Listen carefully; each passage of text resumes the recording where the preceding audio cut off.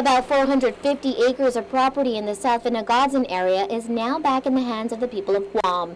The former Navy property was declared excess in 1996 with the passage of the Guam Excess Lands Act. The land is not part of the Navy's commitment to have a net negative footprint on Guam as part of the military buildup. Governor Eddie Calvo signed the Memorandum of Agreement in Washington, D.C. today.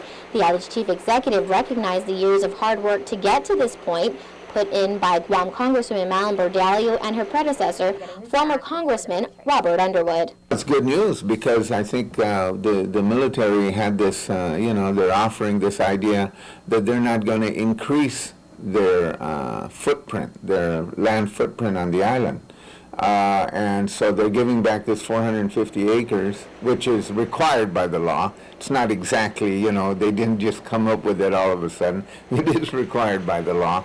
But that it is not part of their original planning or their planning for the military buildup. A portion of the land being returned holds much of the island's rich history, specifically in Hila'an Village. It is as valuable, if not even more valuable, and not even a greater archaeological find than Pagat itself. So this is a very, very important area of land. We ought to study it. The land has probably been settled longer or as long as any particular piece of property on Guam.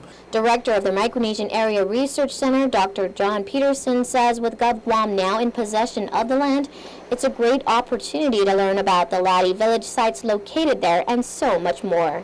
When Fred Ryman surveyed it in the 1960s, he indicated that it was about a kilometer long with 3 different coves, about 200 meters back from the shoreline to the base of the cliff, and had 18 to 20 laddie sets on the property, which is a really, really large laddie habitation area. He says the area also has caves probably filled with artifacts. It was probably a pretty big settlement.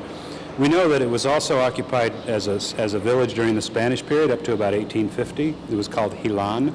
And before that, we think, well, at least through the Ladi period, but we think there's a very good chance with that long distance from the shoreline to the escarpment that we might be able to find the very old settlements like we have done on Retidian. Reporting for Guam's News Network, I'm Michelle Cadahy.